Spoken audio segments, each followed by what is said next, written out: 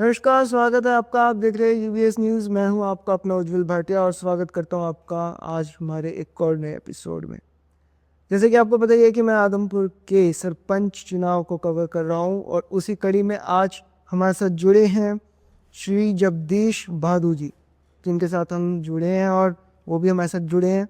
इनसे हम सवाल जवाब करेंगे, सवाल वही जो जनता के, और जवाब जो ये देंगे।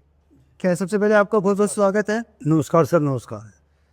तो बहादुर जी, सबसे पहले मेरा आपसे और जनता का भी एक सवाल रहेगा जी जी कि आप अपने आपको क्यों सरपंच पदवी का उम्मीदवार मानते हैं और क्या मुद्दे हैं जिन पर आप आज चुनाव लड़ रहे हैं। जी जी मैं पिछले 4-5 साल से समाज के जो मुद्दे हैं, समस्याएं हैं, सीवरेज की, पानी की, सड़कों की या और अनेक प्रकार की समस्याएं, नगर पालिका बनी टूट गई, यहाँ पंचायत है नहीं, लोगों को धक्के खाने पड़ते हैं छोटे छोटे साइन के लिए, किसी के राशन कार्ड कट गया, अनेक प्रकार की समस्याएं थे। उन समस्याओं को लेकर मैं चला तो अपने यहाँ विकास भी हो रहा है बहुत ज़्यादा, परंतु ठेकेदारों का जो भ्रष्टाचार था या प्रशासन का नाम लें भ्रष्टाचार था, उन्होंने हर जगह आधे अधूरे काम कर दिए। गली मोहल्लों में सभी लोग परेशान थे, तो वो मुद्दे मैंने उठाए और उन मुद्दों का सोल्यूशन भी हमने करवाने की कोशिश की।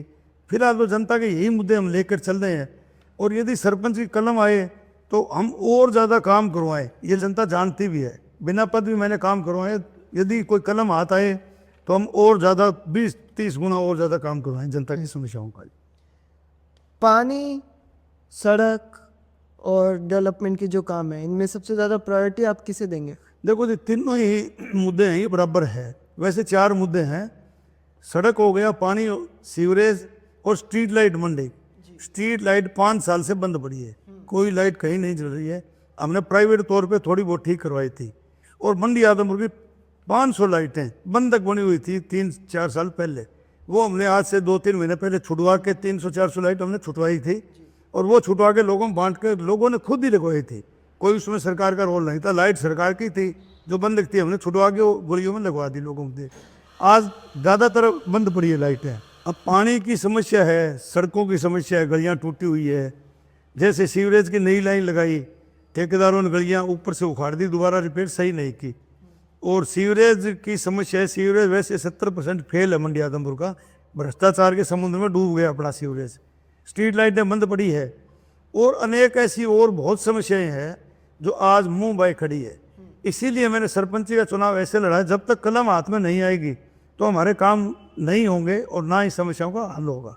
तो अगर आप सरपंच बन जाते हैं तो आने वाले 100 दिनों में, आपके सरपंच बनने के 100 दिनों में आप किन किन मुद्दों पर सबसे फास्ट, क्योंकि आप अभी बोल ही रहे हैं कि कई मुद्दे ऐसे हैं जिनमें आप चाह रहे हैं कि सरपंच जी साइन आपको मिल जाए, तो अगर आप सरपंच बन जाते हैं तो 100 दिनों में आप क्या करेंगे जनता के लिए। देखो, मैं कुछ भी नहीं करूँगा, सरपंच बन गया उसके बाद पब्लिक हेल्थ डिपार्टमेंट है वो अपना काम करेगा।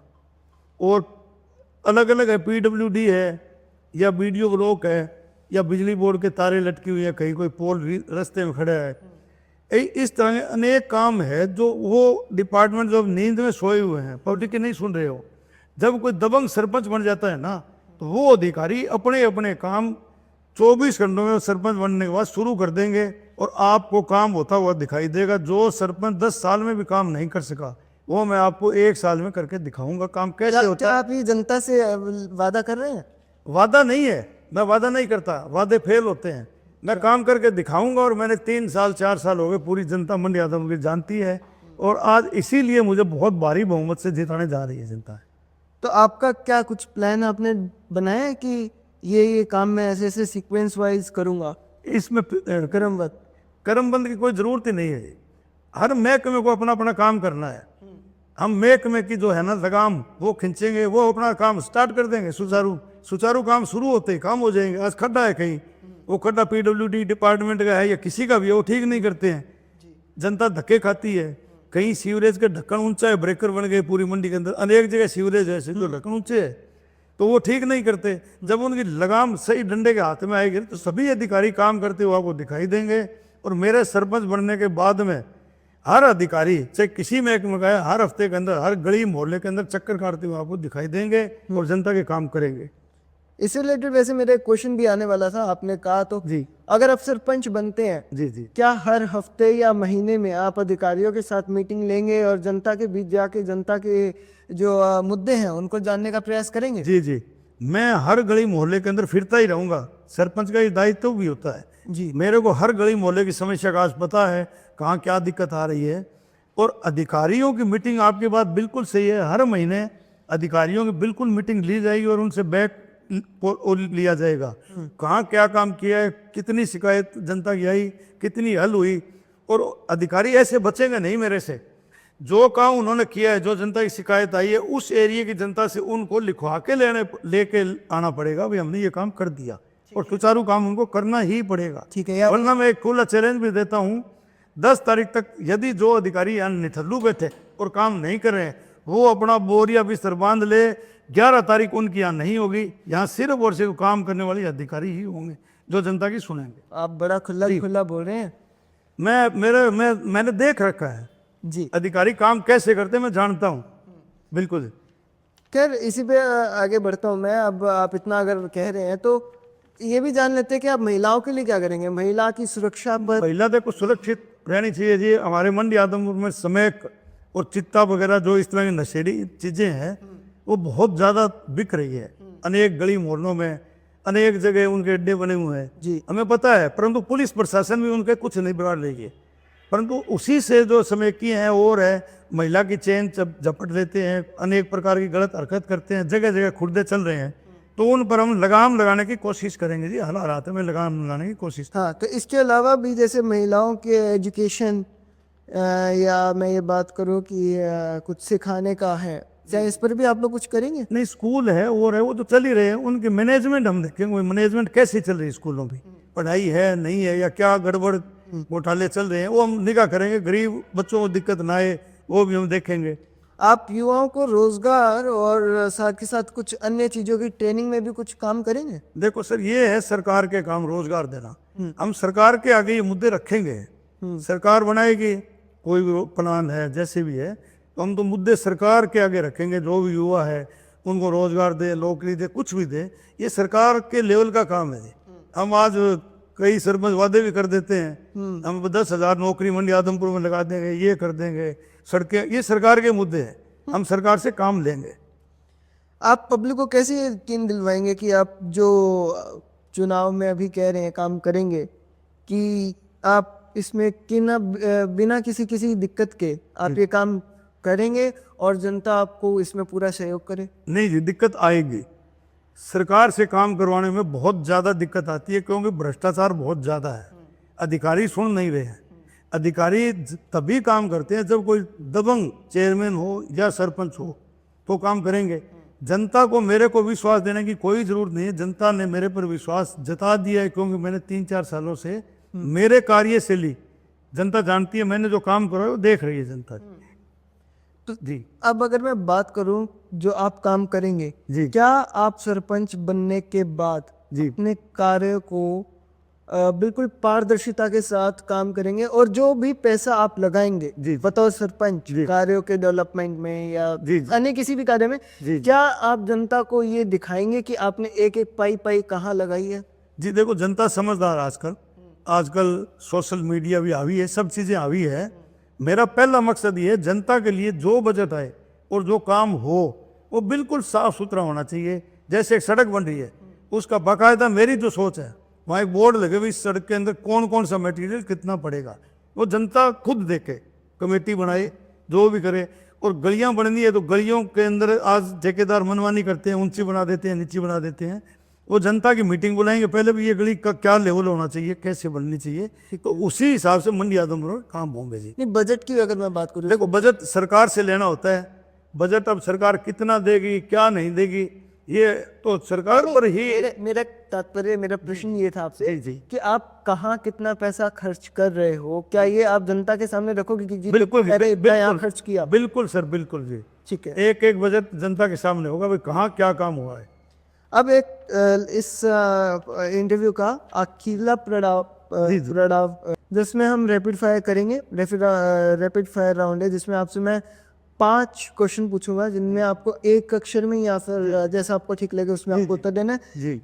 सबसे पहले आप वुमेन सेफ्टी पे ज़्यादा काम करेंगे या फिर रोजगार देने में? नहीं, रोजगार तो होना ही चाहिए। आज के दिन रोजगार की बहुत ज़्यादा ज़रूरत है, रोजगार तो होना ही चाहिए।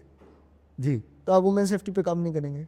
नहीं, वो तो होना ही है, उसको कौन रोकेगा? जो जनता के हित में, मेरा सबसे बड़ा एक ही है, जो भी मुद्दे जनता के हित में मेरे सामने आएंगे उन पर मैं विचार करूंगा और करवाने की बहुत ज़्यादा कोशिश करूंगा। ठीक है। आप अपना काम तेजी से करेंगे या फिर मस्त जैसे पहले ही ढीला ढाल? मेरा काम हमेशा तेजी से होता है। ठीक है, एक मिसाल देता हूँ मैं आपको।